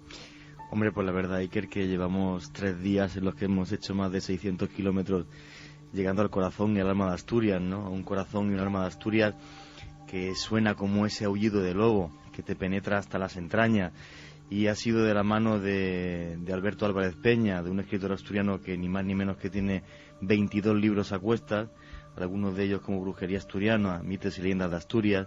Y bueno, pues de su mano me he topado alguna historia, la verdad que me quedo sin palabras casi. Han sido más de 600 kilómetros, como decía. Rodando por las carreteras de pueblos, buscando testigos. No te puedes imaginar, o sea, vinimos a Gijón, de Gijón partimos hasta Sotres, en pleno corazón de los picos de Europa, al noroeste de la comunidad asturiana. Allí tuvimos la suerte de poder entrevistar a Ana María Moradiellos y a Saturnina López, una mujer de más de 80 años, esta última, que nos comentaba historias de hombres lobo reales, y luego te haré hincapié otra vez en esta historia. Y luego en el concejo de Belmonte, en Faedo, pudimos toparnos con Secundino González, de más de 86 años, que me comentó una de las historias, sí, que más me ha sorprendido como periodista y como recopilador de historia de antropología en mi vida. Me comentaba Secundino, que comentaba a la gente del concejo de Belmonte cómo hacía muchísimos años en una cacería de lobos, y me explicaba cómo se cazaban los lobos entre los montes, poniendo una serie de estacas, llevándolos hasta un cortado y un agujero, y cómo al caer en el agujero ir a matar los lobos, pues de repente uno de ellos se transformó en hombre. Y yo le decía delante de la cámara, pero Secundino, que piensa que tiene 86 años, le decía, Secundino, pero lo que usted me comenta es una historia real, y dice, ahí me lo contaron como real. Realmente, gracias a Alberto, pues este escritor asturiano, pues nos hemos metido en un mundo de leyenda que por desgracia se está perdiendo, un mundo de leyenda que pone los pelos de punta a Iker como ese aullido de lobo.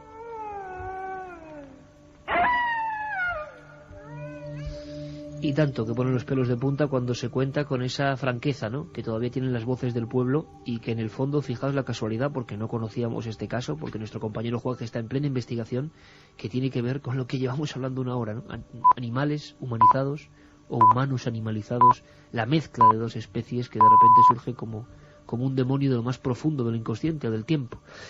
Alberto Álvarez Peña, amigo, buenas noches. Hola, buenas noches. Pues estamos absolutamente fascinados. Juanje insistía en que había nuevas investigaciones, que había una recogida absolutamente antropológica que hay que mantener, que hay que conservar. Y la primera pregunta es lógica, y seguro que mucha gente en nuestras vías de contacto te la está haciendo ya, y veo que te la está haciendo ya, que es... bueno, todavía existen historias de lobisomes, de hombres lobo, no se han borrado por completo, aún queda la señal de esa creencia tan antigua, ¿no? Bueno, pues sí, aquí no lo llamamos lobisome, lo llamamos omeyobu o omechobu. Omeyobu, ajá. Sí, y bueno, el primer sorprendido fui yo. La primera historia que encontré fue de Secundino, en Faedo de Belmonte, como bien comentó Juanje, y bueno, a partir de ahí empecé a preguntar por ello, porque las únicas referencias que teníamos eran de los años 20, Aurelio de Llano recogía la historia en Tormaleo, muy difusa, Tormaleo es de Ibias, queda casi rayando con Galicia, y precisamente, bueno, pues algunos grupos de Galicia lo consideraban, bueno, pues una contaminación cultural.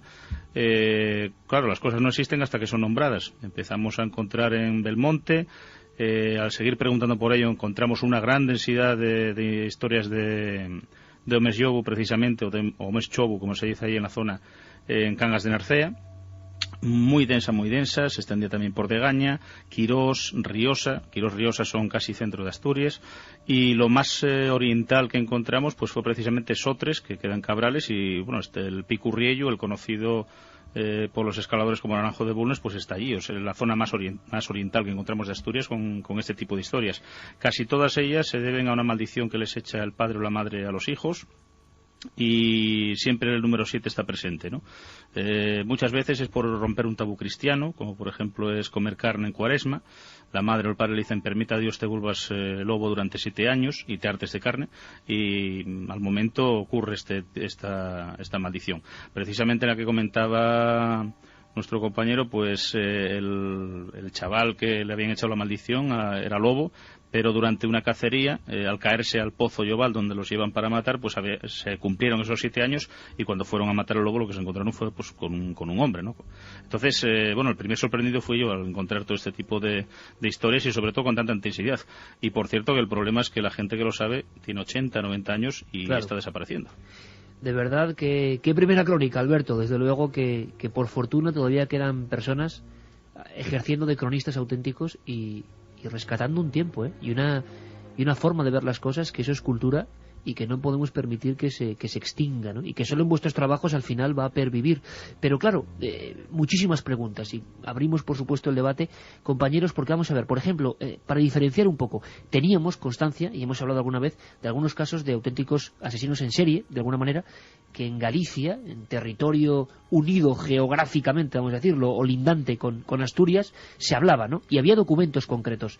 ¿Crees, Alberto, creéis, Juanje, que algunas de las historias que habéis investigado en esa ruta de 600 kilómetros interpueblos, interaldeas, ¿no?, de la mágica Asturias, que pueda haber también, al margen del testimonio, casos con cierto halo de realidad, personas que realmente se creían endemoniadas o maldecidas y que actuaban en consecuencia creyéndose también poseídos por eso, por el espíritu o el alma del lobo?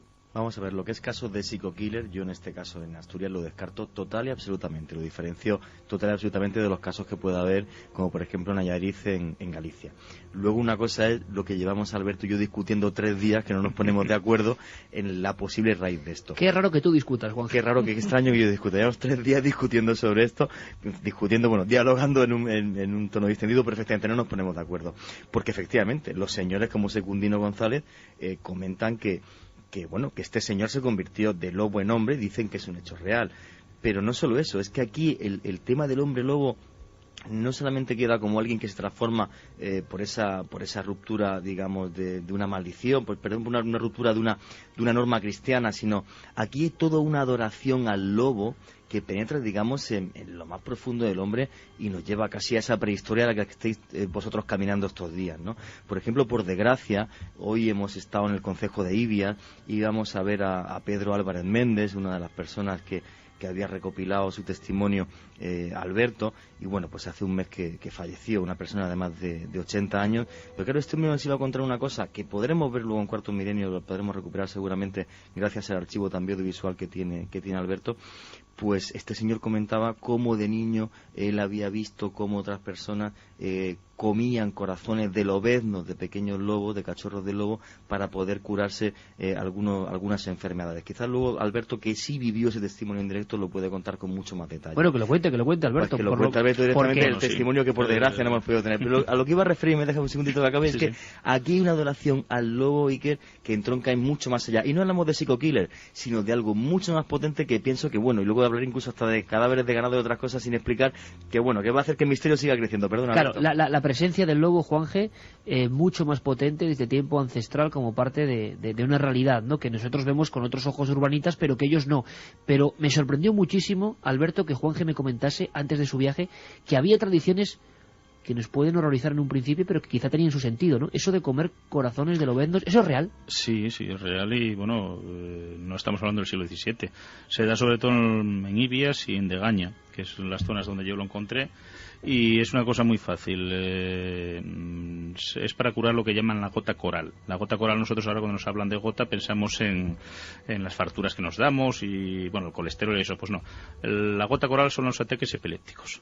Es el mismo nombre que aparece con Plinio el Viejo, historiador romano, en el siglo I, que lo llama gota coral a esos ataques. Y bueno, pues una forma de acabar con ello era comer en crudo, arrancado en vida, un corazón de lobo. Y claro, este hombre, pues Pedro nos comentaba que él, siendo un chavalete de 16 años o así, que le había pasado, y decía, pero claro, ¿quién arranca un corazón de lobo a un lobo adulto y tal, no? Entonces le había tocado ir a rastrear una madriguera, de allí sacaron un par de lobeznos, los abrieron en vida y se lo dieron a comer pues como si fuese un pincho chorizo. Y bueno, incluso comentaba así jocosamente que bueno, que le costaba trabajo, pero que bueno, que a fuerza de ir calcándose lo que se lo fue tragando y que el mal pasó, ¿eh? Entonces bueno, pues es algo muy fácil. El lobo es un animal temido, se le tiene mucho miedo aquí en Asturias, es un competidor del hombre, pero a la vez la gente, bueno, pues lo admira. Es un animal fuerte, astuto, en fin, es casi junto con el oso como el señor del bosque, ¿no?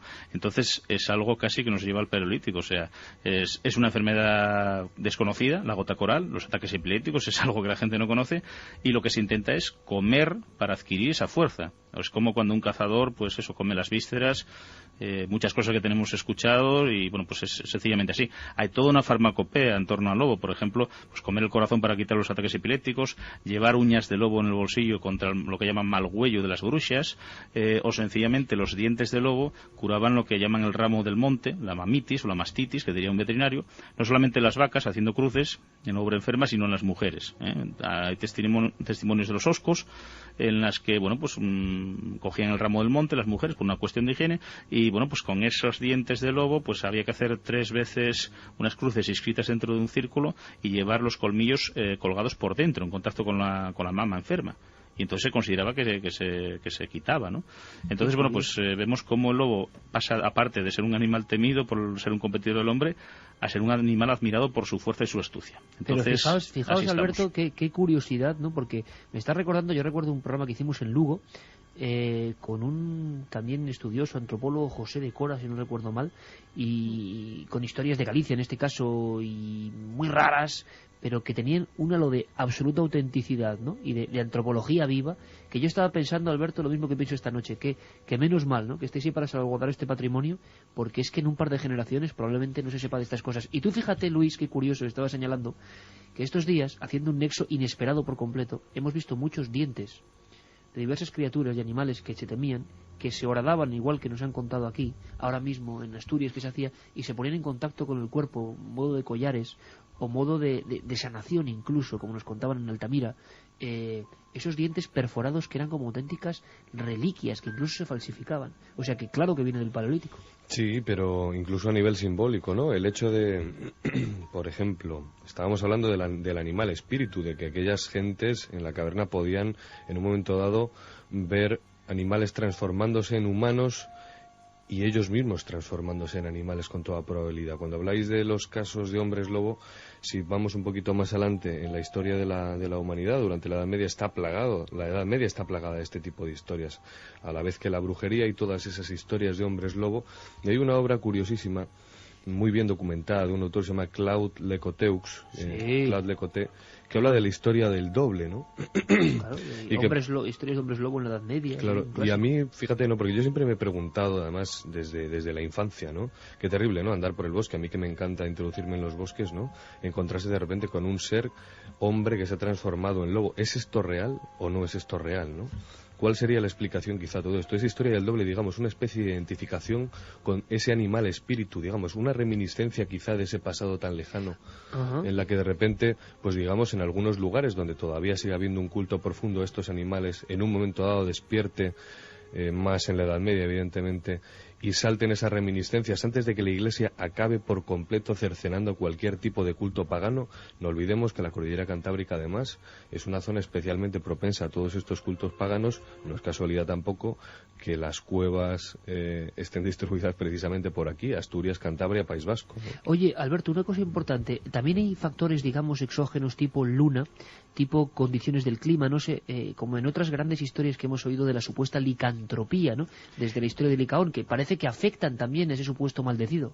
Pero espera ahí, que cuando estabais comentando eso, Alberto y yo nos miramos con un gesto, lo que comentabais de alguien que utiliza dientes de lobo como amuleto. No hace falta irse al Paleolítico, lo vamos a poder oír si quieres en la radio y podemos ver en televisión. Alejandro Anes, hasta hace pocos años, porque por desgracia desapareció, falleció, pero lo tiene filmado Alberto, lo hacía en el pueblo de Oaña. A día de hoy, Iker, hace pocos años, ya ha fallecido. Los dientes de lobo. Con dientes de lobo hacía toda una serie de curaciones, lo utilizaba como amuleto y los utilizaba igual que en el Paleolítico hasta hace poquísimos años. Sí, y lo tenemos grabado en vídeo. Sí, se prestaba, increíble. Se dejaba. Se dejaban las casas cuando había algún problema con las vacas o con las mujeres. Entonces, bueno, pues iban a por los colmillos que tenía este hombre. Lo comentamos para que la gente dimensione hasta qué punto en esas comarcas de Asturias, donde nadie hasta ahora ha hecho público esto, tiene fuerza y poder ese alma y ese espíritu del lobo, de ese lobo indomable que hay en el bosque. Y perdona, Alberto, que te he cortado comentando el tema de la luna. No, bueno, como lo que me comentabas, bueno, pues paradójicamente no es necesario que haya luna llena ni cosa por el estilo. Te comentaba que una de las cosas que siempre aparece es la maldición materna o paterna, por ese tema de comer la carne en Cuaresma, pero por ejemplo hay cosas que nos llaman mucho la atención. En Abiego, en Cangas de Narcea, hay un paisano sale y para transformarse en lobo, a pesar de tener esa maldición ya echada, tiene que zambullirse en un estanque, entre el agua. Sale del agua perfectamente formado en lobo. Eso pues nos recuerda, por ejemplo, el Plinio el Viejo cuando nos contaba que los licaones de la Arcadia colgaban, se despojaban de sus ropas, igual que este paisano, y atravesaban a nado un lago y se volvían lobos. Estaban así durante 9 años y si no hubiesen probado carne humana, pues volvían otra vez a recuperar su forma humana. Estamos hablando de un mito griego muy antiguo. Hay más. Ese paisano se encuentra con la mujer, porque la mujer quiere controlar a ver a dónde va de noche, y él en forma de lobo la ataca y le arranca de un bocado la toquilla. La mujer se libra como puede y al día siguiente, cuando está en la cocina, él ya otra vez con forma humana, le está contando lo que le pasó y él no dice nada hasta que se ríe y entre los dientes tiene hilos de la prenda de ropa que le arrancó y le descubre y dice, fuiste tú. Entonces él reconoce, sí, fui yo porque mi madre me echó una maldición, etcétera. Esto, por ejemplo, que encontramos aquí en Naviegu de Cangas de Narcea, lo encontramos entre los daneses en Dinamarca. La única diferencia es que lo que le arranca de un bocado no es una toquilla, no es un chal, sino que es el mandil. Y lo encontramos pues repartido por otros sitios europeos. Es más, yo aseguraría que el origen tiene que ver mucho con el tema del chamanismo, que eso es lo que andamos discutiendo todos estos tiempos, ¿no? Estos 3 días. El hombre con piel de lobo. Sí. Te decía, Alberto, que el chamanismo, y porque a veces se ponían encima pieles, ¿no? A veces las representaciones más antiguas parece que son hombres como medio convertidos sí, queriendo hacerse pasar por lobos. Claro, es que la discusión que llevamos estos 3 días es eso, porque la raíz es tan fuerte de esta adoración al lobo en estos lugares de Asturias, y yo me he sorprendido tanto, a la vez que tengo que decir que me ha dado un poco de pena, porque me he dado cuenta que en poquísimos años va a desaparecer esto. Yo solamente he conseguido entrevistar a 3 testigos ya vivos que me hablen de las tradiciones, el resto es del archivo de Alberto, ya han fallecido. Y bueno, pues claro, tan fuerte la tradición que bueno, pues aquí tenemos 2 teorías, ¿no? La que llevamos discutiendo ya 3 días sin parar, 24 horas, 600 kilómetros, montaña, nieve, y bueno, pues digamos, la más racional obviamente es de Alberto, la más, no sé si fantástica o fantasiosa quizás es la mía, ¿no? Yo opino que sí, que igual que bueno, pues había toda una serie de guerreros, como eran por ejemplo los berserker en los vikingos, o por ejemplo si nos vamos a América Latina, hablamos de los náhuatl entre los antiguos mexicas, que tenían la capacidad de transformarse, en este caso en los berserker, en lobo, gracias a tomar un alucinógeno, que era el cornezuelo de centeno, y tener una gran agresividad o fuerza. Mi pregunta es, ¿hubo algún tipo de ritual pagano en la antigüedad, en esta zona asturiana, en la que había alguien que tenía capacidad de desarrollar esa agresividad y fuerza similar a la de un lobo, para que la gente pensara que realmente ese señor se convertía en lobo, y de ahí que diga gente como Segundino González que era real? Y bueno, Alberto, digamos que tiene otra teoría. No, bueno, vamos a ver. Es que se complementa bastante. Quiero decir, el tema de los hombres lobo yo lo veo en ritos iniciáticos para las sociedades guerreras, pero es que, por ejemplo, en el siglo IX, con Nennius, en Historia de Britania, da un dato que luego, bueno, Giraldus Cambrensis también repite, y es sobre, bueno, pues sobre los irlandeses o sobre los galeses, ¿no? Bueno, cada uno habla de un tribu diferente. Dice, bueno, pues algunos celtas se ponen en trance, se quedan en trance y bueno, un compañero impide que se mueva el cuerpo. Su otro yo, por decirlo de alguna forma, pues se marcha. En un primer momento, quiero decir, no solamente en lobo, puede ser en buey, en oso, pero bueno, lo que más trascendió fue en lobo porque a fin de cuentas es el predador por excelencia, ¿no? Y todo lo que hacen en forma de lobo reciben, si son heridos, pues lo reciben en ese cuerpo humano que está en trance, que está durmiendo en un sueño profundo. E incluso hay una cosa que comenta, dice, si comen carne, la carne aparecerá también en sus dientes de cuerpo humano. Esto nos recuerda la historia que os acabo de contar de Naviego, sí. En la que él en cuerpo humano todavía mantiene los hilos de la prenda de ropa que arrancó de la mujer. Entonces lo vemos con Nennius, lo vemos con Giraldus Cambrensis. Cuando llega al cristianismo no se entera de nada. Precisamente Claude Le Coté, al que citasteis aquí, pues comenta eso de la historia del doble. También Baring-Gould, Sabine Baring-Gould, ya en el siglo XIX, pues hizo un trabajo, la verdad es que bastante científico por aquel entonces, a pesar de ser parte interesada, porque el hombre es protestante, pero vamos, era bastante aséptico a la hora de relatarnos todo este tipo de cosas. Y bueno, cuando llega al cristianismo, pues no se entera de estos trances chamánicos, no comparte esa religión. O sea, lo que para las sociedades guerreras iniciáticas es un don para el cristianismo es una maldición, y por eso precisamente tenemos pues en el siglo XIII El espejo de los reyes, que es una obra anónima noruega que habla de cómo San Patricio echa una maldición a los paganos irlandeses diciendo: ya que queréis echaros sobre mí como lobos, seréis lobos durante 7 años. O sea que tenemos muchas concomitancias en las historias asturianas, pues con esta historia de la maldición de San Patricio, con las maldiciones por romper tabús cristianos, y también, bueno, pues con esos ritos iniciáticos de pasar por el agua para transformarse en lobo, o de que todavía en el cuerpo humano, bueno, pues reflejen los daños que recibe cuando es lobo. Una historia de Bicharevildas y un pueblín de Somiedo, nos contaba una paisanina, bueno, hace mucho tiempo, me lo contaron a mí, porque esa paisana también desapareció, la pobre, pues que una vez, en forma de lobo, a uno le habían disparado y le habían arrancado una uña del pie. A los 7 años, cuando volvió a ser persona, le faltaba un dedo del pie.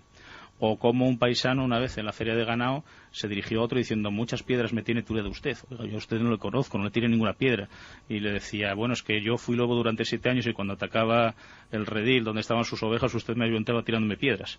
Entonces, vamos, son historias que te cuentan, esa también es somedana, y que entroncan muy bien con esas historias del siglo IX, con esas historias del siglo XIII. Pero historias, Alberto, con una fuerza expresiva impresionante. Y me gustaría trasladarte una duda que tiene mucha gente que nos comente y que yo tengo personalmente, que es, vale, hablamos de hombres transformados en lobo, de humanos animalizados, pero yo he conocido historias donde el protagonista es el propio animal, es decir, es el propio animal, sin nada de hombre, el que se aparece de una forma extraña, o desaparece, o crece en mitad de un camino, o marca un cruce de caminos, y gentes de muy diversas épocas, cuando ya ese lobo, perro o lo que sea tenía que estar muerto, sigue apareciéndose como custodiando algo. En algunas partes de Navarra, lo hemos comentado, se llama el perro negro, y me gustaría saber si también en Asturias hay historias que incumben a animales fantasmagóricos, pero con la forma del lobo simplemente, sin nada que ver con el hombre. Sí, pero yo creo que pertenecen a otra esfera. Quiero decir, o sea, aquí tenemos perros negros que se aparecen. ¿También? Perros que crecen, sí. ¡Caramba! Perros que crecen, que a veces se relaciona con el diablo. O sea, se dice que es una transformación del Diaño Burllón, que es un personaje, bueno, pues más o menos nada simpático, aunque bueno, no es tan terrorífico, pero bueno, quiero decir, hay perros negros, en algunos casos son espíritus de gente que murió asesinado en un campo, en fin, hay algunos, sobre todo en la zona más occidental de Asturias, algunos perros que se presentan como presagio de muerte. Eso entronca también con muchos perros negros que aparecen en Gales, en Escocia, que cuando se aparecen y se ven, bueno, pues es señal de que va a morir alguien. Pero yo creo que esto pertenece más bien a otro tipo de ambiente del más allá, porque el perro en las culturas indoeuropeas siempre es un animal asociado a los infiernos, y al decir infiernos pues hablo de ese otro más allá, no el infierno como lo entienden los cristianos, y yo creo que tiene bastante menos que ver con esta historia de los hombres lobo, ¿no? Pues desde luego que a ver si un día comentamos esa historia, porque son maravillosas. Dejando un poco de lado la leyenda, la tradición, ¿habría alguna posibilidad de que algún habitante de esas aldeas asturianas sufriera de esa enfermedad llamada hipertricosis, en la que el cuerpo se llena de pelo como si fuera un lobo? No, ni porfiria, ni en todas estas historias la transformación en lobo es casi total. Sí, lo que hablan es de un animal, o sea, lo que es un lobo, no se habla de un animal medio hombre, medio lobo para nada, ¿no? Igual que descartó el tema de asesinos, todo los testimonios que hemos recogido y lo que he visto del archivo de Alberto, descartaría ese tipo de enfermedades. Pero sí se habla de, como comentabais antes, que había visto cómo se convertía en lobo. No. Pero, o sea, se habla de un lobo en sí, o sea, pero no sale formado un lobo. Sí, sale formado un lobo. No es mitad hombre, mitad lobo, ¿no? No es híbrido, no es híbrido. No. Es un lobo. Sí, lo es entendemos un lobo, efectivamente, un perro, o sea, un lobo lo que ves en el monte. Es más, lobo. Siempre se requiere que la persona se desnude, o sea, se desnuda y acaba transformándose en lobo. No es la imagen de Paul Naschy que tenemos de las películas, que no, es un lobo total. Más grande, más feroz, o en fin. Muy agresivo, pero un lobo, sí. Yo os pediría ahora, Juanje, Alberto, si es posible, brevedad máxima, casi en titulares, por favor, porque hay algunas preguntas sumamente interesantes, algunas que preguntan cosas concretas o han sido testigos de cosas o conocen cosas en Asturias. Jesús nos dice que es un chofer que va a cargar carbón todos los días a Tormaleo y que nos asegura que en la campa a las 4 de la mañana los aullidos te ponen muy nervioso. También ahora desde Asturias nos dice que es asturiana, que pasó parte de su infancia oyendo a los lobos en su pueblo y que antes de seguir quiere decir que es un animal maravilloso, muy mitificado, mejor que muchas personas. Los he oído y visto más de 30 veces y jamás me han hecho daño. Ni siquiera atacan al ganado con frecuencia, pese a que los estamos dejando sin alimento. ¿Aún se escucha el aullido del lobo, Alberto, en Asturias? Sí, claro, y además yo puedo decirte que tengo aullado y tienen contestado. Porque aparte de este lobo mítico, también me gusta el lobo biológico, ¿no? Oye, eso es muy bueno, ¿cómo que contestan? Y bueno, nos lo comentó un paisano que era limañero, en Calea o en Casu. Y se dedicaba precisamente a exterminarlos, pero bueno, el paisano hablaba, era una fuente antropológica para saber muchas cosas, y nos decía que si aullas los lobos contestan. Y bueno, pudimos comprobar, otro compañero ya hace muchos años, que él está en la Guardería de Medio Ambiente, hicimos una espera para verlos en la Braña la Corra, en el Camín Real, que llaman, entre Somiedo y Teberga. Pasaron delante de nosotros, teníamos el viento a favor, y al pasar y no nos vieron, bueno, pues hicimos la tontería de decir, oye, vamos a poner en práctica esto, y aullamos, y efectivamente volvieron a mirar a ver qué era. Cuando nos pusimos a dos patas, por decirlo de alguna forma, pasaron totalmente de nosotros, dieron la vuelta y vamos, y nos miraron. A partir de ahí probamos muchas veces en la Serra de Cristaleira, de Boal y por ahí, y es cierto, o sea, si aullas, ellos aullan.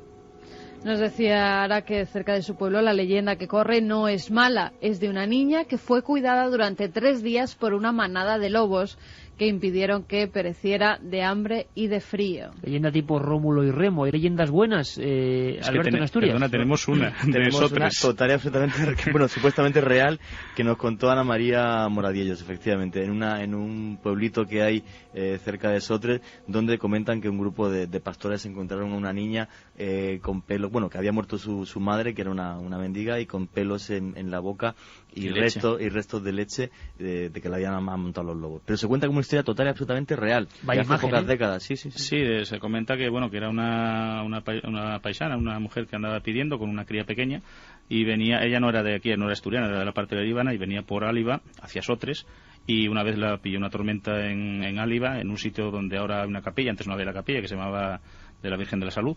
Y bueno, pues nada, ella envolvió a la criatura como pudo, se tiró encima de la cría y bueno, allí se murió helada.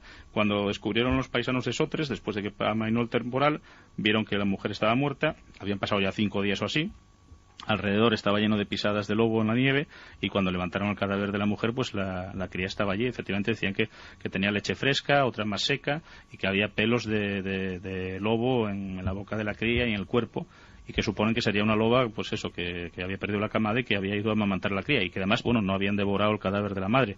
Eso se cuenta como cierto, pues hace unos años, de allí de Sotres. A Ana María Moradiellos se lo contaba el padre.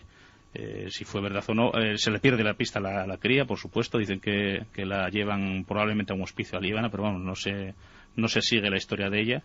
Y bueno, pues es un caso que se comenta en Sotres, que pertenece al concejo de Cabrales.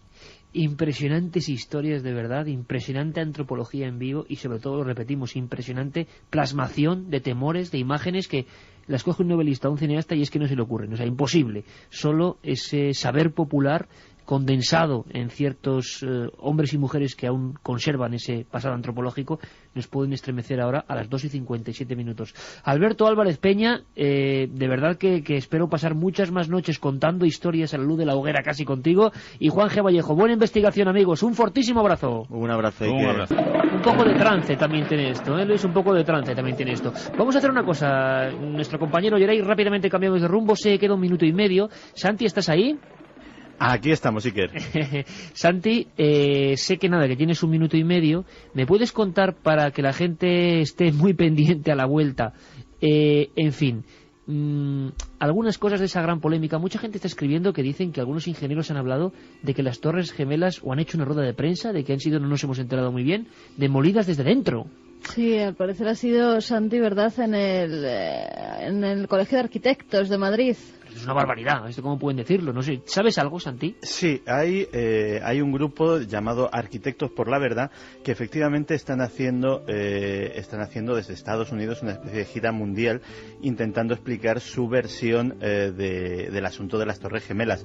En ese ciclo de conferencias pues han visitado España y pues aquí han pronunciado una conferencia explicando su verdad, de que según su teoría pues el tema de las Torres Gemelas no fue otra cosa sino un autoataque, digámoslo así. teoría controvertida, pruebas controvertidas y la verdad es que es difícil sacar algo limpio. Oye, Santi, una cosa, lo indagaremos, pero una cosa...